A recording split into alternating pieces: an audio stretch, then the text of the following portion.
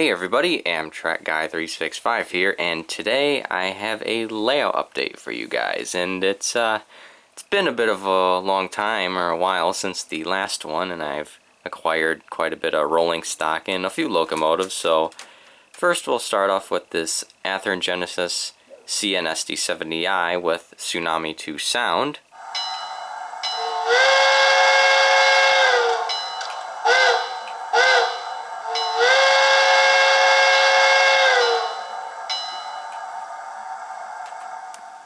Here we have a Bachmann sound-equipped Pure Marquette 1225 Berkshire.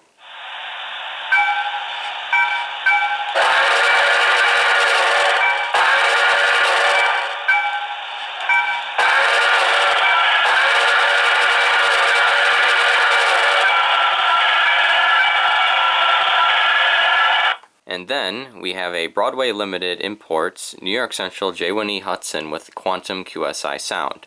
And I got some matching New York Central Bud Streamline coaches, which I'll get to later on.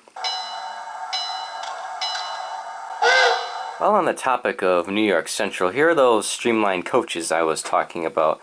These are all Walther's mainline coaches. This is a diner car. All of these yet to be numbered. I haven't really ever numbered them before, so I'd have to look up a tutorial on how to put the decals on them. But I'll probably get to that eventually. So I got one diner and two coach cars, which are pretty much identical at this point.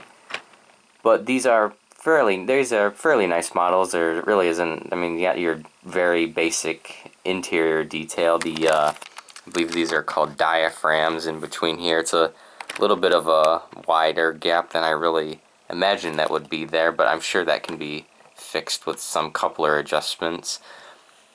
But these are pretty good models. I like them quite a bit. They fit well with the J1E, and I plan to get more of these Streamline coaches, whether they be more coach cars, sleeper cars, observation, RPO cars, and I might eventually go into some heavyweight cars, maybe like the green ones or the like gray and striped ones for the J1E, and hopefully I'll eventually get a full consist for a New York Central passenger train.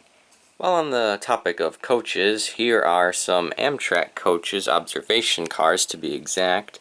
Walther's ready to run models. I got at the Junction Valley Railroad, which just closed on Halloween for good, really.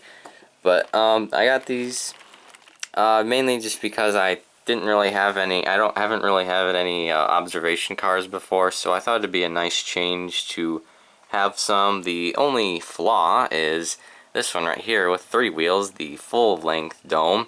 It doesn't really go around 22-inch curves, especially not 18-inch. However, both coaches recommend 24-inch radius curves. However, this kind of center dome car with only 2 wheels is able to go around 22-inch curves. I mean, it's not the best for it, but it still works at the very least. If there's any way I can get this full width dome to run on 22-inch, or at least get it down to a lower radius curve running kind of thing, then let me know. I think there might be a way, something to do with like the trucks or whatever. But these are pretty good models, just very basic interior detail, kind of as expected. I still have yet to decal these and number them. But right now, I think they're pretty good how they stand, and I think they'll look nice running with the F40 and even P40. Now we move on to some freight cars, all of which I've acquired at the Junction Valley Railroad Hobby Shop. Here we have an Atlas Vermont Northern Cushion Service 50-foot boxcar. Then we have an Athearn Erie Western 50-foot boxcar. And then we move on to this Tomahawk Railway 73-foot center beam, which comes from Atlas. I'm not really sure. I've heard these are fairly rare models, like they're hard to come by. If anyone can confirm this, then go right ahead. I mean, I don't really care if it's rare or not. I'm just kind of glad to have one, because I haven't had any center beams on my layout. Now we move on to this Burlington Route CB&Q 40-foot boxcar coming from Intermountain.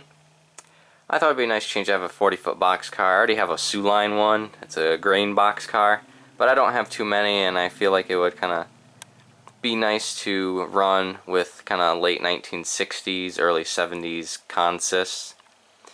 Now we have a Walthers Proto Cargill UTLX corn syrup tank car, which is adding on to my other two corn syrup tank cars at the corn syrup transload facility.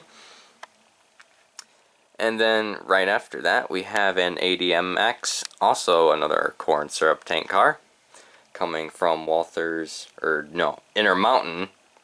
Sorry about that. But this is another one to add on my corn syrup collection. I think after that I'll probably have after this one I probably have enough, but you can never really have too many. And then we have a Walthers Burlington Northern 50-foot boxcar. I don't really have any other Burlington Northern rolling stock, so this is kind of nice to have in my opinion. Now we move on to some scenery changes and additions onto the layout. As you can see here, I've added quite a few trees. I picked up quite a few at the Junction Valley Railroad hobby shop, and you can see some over here, which I'll get to later on. I think it's kind of nice. It kind of fills in that little gap so you don't really see as much as the wall back there, and it'll kind of look better for when I'm taking pictures or filming little videos. I've added a few of these kind of lighter green trees compared to these darker green ones, kind of mixed in here, kind of got rid of some of the autumn stuff and made it seem a bit more overgrown, or just kind of more foliage added on into it. Speaking of overgrowth, I've added a bit of a overgrowth kind of section of track. I was kind of going for like a Canadian mainline look. I thought it turned out pretty good. I gotta clean the track a bit more because some locomotives are having trouble picking up the electrical current from the rail. Because, well, I'm pretty sure the scenic cement doesn't really help. I'm still gonna need some Smooth It to create a parking lot for this station right here. Kind of extended the overgrowth into the Amtrak station over here, and I'm kind of just using this as a storage track because I don't really have a whole ton of room in the yard, but this just kind of stores as a storage track and kind of just like a background scenery track, I guess you could call it. I added some bushes and some of the kind of ground up some of the parts of the trees from these Woodland Scenics foliage kit things, and put them right here as bushes, extended the overgrowth into right there. And under these freight cars you can kind of see I added more overgrowth because I didn't really feel like ballasting the black road bed as seen here.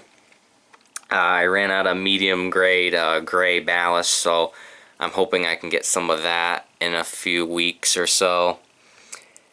And not a whole lot else has gone on in this area. I've since added some grass right in here, which I might add some, there's just a tree right here, that's nice.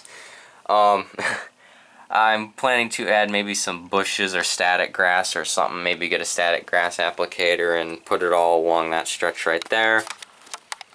I've added some grass and kind of messed with the ballast a bit here in the gravel to make it look a bit nicer. Added some grass right here, maybe add a couple more bushes there when I get more. Not really much over here has changed. Added some road stripings right here. Got the crossing. The crossings are still there. I still have yet to get some gates. Added these road line stripe right here for a parking lot. I'll probably maybe get some white lines or yellow lines and either make it a diagonal parking lot or just a standard vertical kind of design.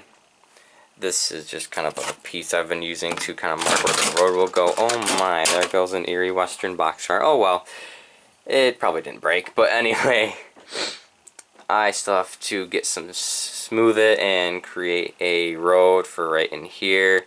I'm hoping to get some of that in the coming months, or at least in a few weeks, so I can finish that, because then pretty much the main road will be completed. And in this general area where this cat is, not really part of the layout, but it thinks it is anyway. I still have to add some grass right in there, and then finish up the parking lot and maybe make it a bit bigger, because you're gonna have like grain trucks coming in, so it's got to be fairly decently sized.